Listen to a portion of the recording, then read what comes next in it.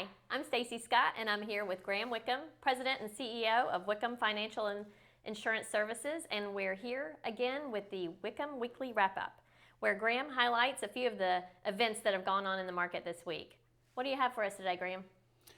Well, it's been a pretty interesting week. The real volatility that we've seen in the market, Stacey, was really around cryptocurrencies. I think, we're starting to see that crack, if you might, with the consumer and the appetite for a risk, at least in these assets that have appreciated so much with such high level of risk and volatility. We saw, if it was Ethereum or Bitcoin or the other ancillary currencies, down 30, 50% intraday, down 30, 50% for the week. So really starting to see some real volatility in the market. So I think between that and a rotation that we've also seen in the market, internally. So sometimes we don't have to go through these large corrections in the market or, 5, 10% where the whole market comes down. We might see shifts between sectors in the market. So last week we talked about the rotation trade between the shutdown and then the reopening. So the shutdown trade was more tech productivity, work from home, facilitate the improvement of your space.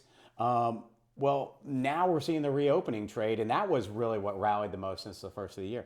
Now we've seen a rotation back from that trade, this week over to the tech trade. So it seems to be a rotation within the market. And sometimes that's all the market needs to have the digestion so we don't have big pullbacks, big corrections. Doesn't mean you don't want to expect something like that, but we're just seeing internally a rotation. So I think the overall approach to a good balanced approach seems to be the right mix. Well, how do you see geopolitical events like those that dominated the news this week impacting our financial markets? Well, it might not be one for one. So just because something happens overseas, it's going to be a huge negative affecting the United States. That's not necessarily true. What it might do is cause the consumer or the investor to maybe question what they're doing.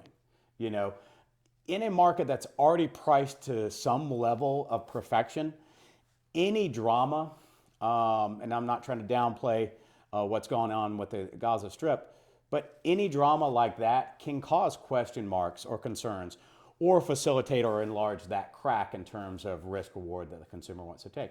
And it might add to some additional volatility.